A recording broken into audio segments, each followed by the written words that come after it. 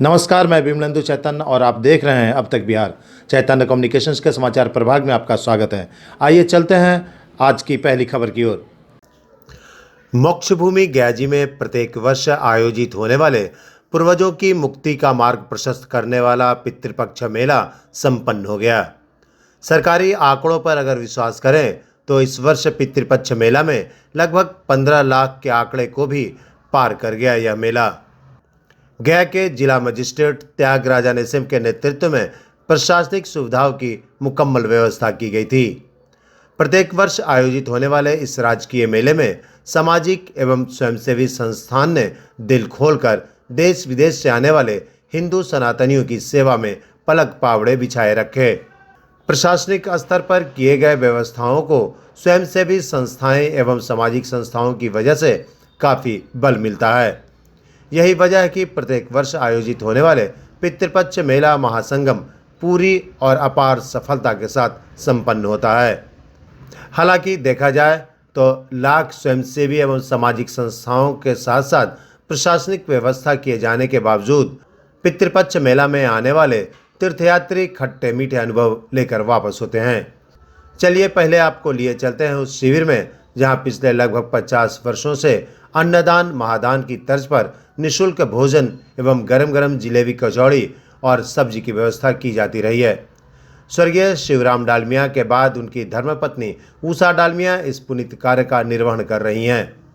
वहीं दूसरी ओर डालमिया परिवार के शिव कैलाश डालमिया उर्फ मुन्ना डालमिया द्वारा प्रशासन द्वारा लगाए गए गया के गांधी मैदान में टेंट सिटी में प्रतिदिन लगभग हजारों की संख्या में तीर्थयात्री एवं पिंडदानियों के लिए लजीज एवं स्वादिष्ट व्यंजन की व्यवस्था कराई जाती है। यह पुनीत कार्य पिछले 2 वर्षों से निरंतर शिव कैलाश डालमिया के द्वारा कराई जा रही है। अब तक बिहार ब्यूरो रिपोर्ट गया। इस महापर्व है, अनेक पर्वों में महान पर्व है पितृपक्ष महालया। सब देश विदेश से आने वाले गया नगरी में जो श्राद्ध करने से ज़्यादा, तर्पण करने से ज़्यादा पुत्र जो श्राद्ध करेंगे वो ठीक है, पितरों को मुक्ति मिलेगी। उससे ज़्यादा अन्नदान का बड़ा प्रधान है। अन्नदान ये वही गया में अन्नदान जो उषा डालमिया जी इतने सभी यात्रियों को निस्वार्थ और निःशुल्क भोजन जो कराती है। भगवान इसी तरह वृद्धि हमेशा चले। इतना सवेरे से संध्या तक तीर्थयात्री लोग यहाँ भूखे प्यासे रहते हैं, उन लोगों को जल अन्न विशेष यहाँ जो मिलता है उसका आज समाप्ति का दिवस है। भगवान सभी को इससे और वृद्धि हो जाए, यही हम गदाधर भगवान से प्रार्थना करता हूँ। इतने दिन से जो भी अन्नदान किए लोग सभी हर्षित होकर आशीर्वाद देते हैं। ये अन्नदान पिंडदान करते सवेरे से बहुत लोग को भूख लगता है। ये जो आयोजन 4 दशक से जो चल रहा है और चलते रहेगा, इसको कभी बंद नहीं होगी।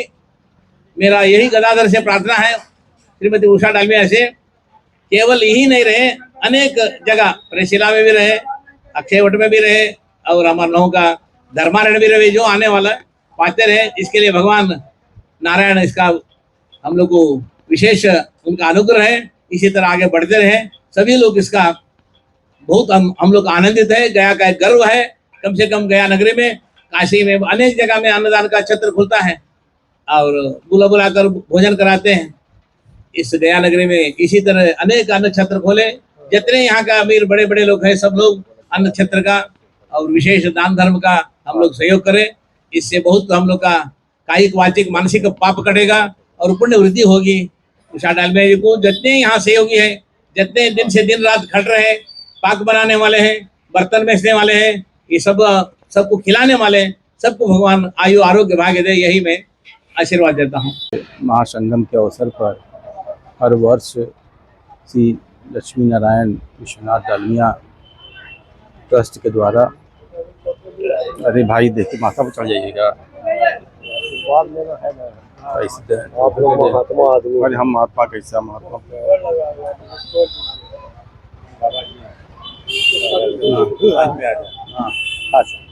प्रतिवर्ष तीर्थयात्रियों की सेवा में ये शिविर लगाया जाता है। इस शिविर का संचालन मुख्य रूप से स्वर्गीय शिवराज जी डालमिया द्वारा किया गया था। उन्होंने अपने जीवन काल में इस शिविर का प्रारंभ किया था।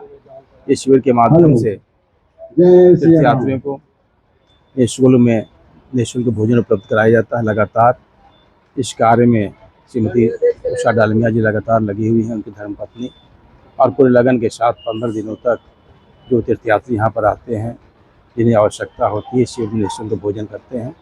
इस शिविर की जितनी भी प्रशंसा की जाए वो कम है।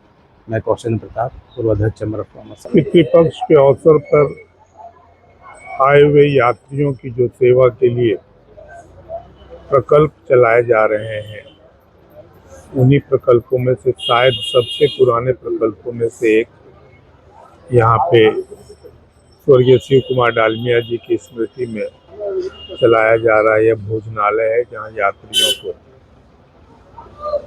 भोजन की व्यवस्था निःशुल्क की गई है।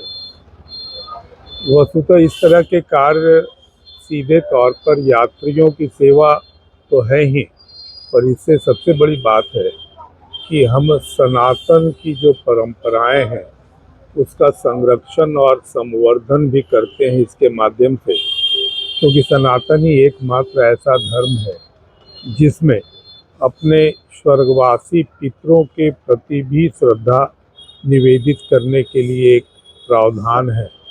और यह कार्य श्रद्धा पूर्वक करने के लिए जो बाहर से यात्री आते हैं, हम उनकी अगर कुछ भी सेवा करते हैं तो वह उनकी सेवा के साथ साथ सनातन की सेवा है और उसके संवर्धन का तरीका है। मैं अब इस बात के लिए साधुवाद देना चाहूँगा वर्तमान में इस भोजनालय को चला रही श्रीमती उषा डालमिया जी के, जिन्होंने इस अपने परिवार की इस पुरानी परंपरा को निर्बाध गति से लगातार आगे बढ़ाया है। उनके प्रति हम गयावासी आभार करते हैं, प्रकट करते हैं, क्योंकि यह गयावासियों के संस्कार को प्रदर्शित करने का भी एक तरीका है जो कि वो कर रही हैं। इसके लिए उनके प्रति आभार। इस मेला में आए, चलिए अब उनकी भी सुनते हैं, जिन्हें प्रशासनिक एवं स्वयंसेवी संस्थाओं की व्यवस्था से संतुष्टि नहीं मिली।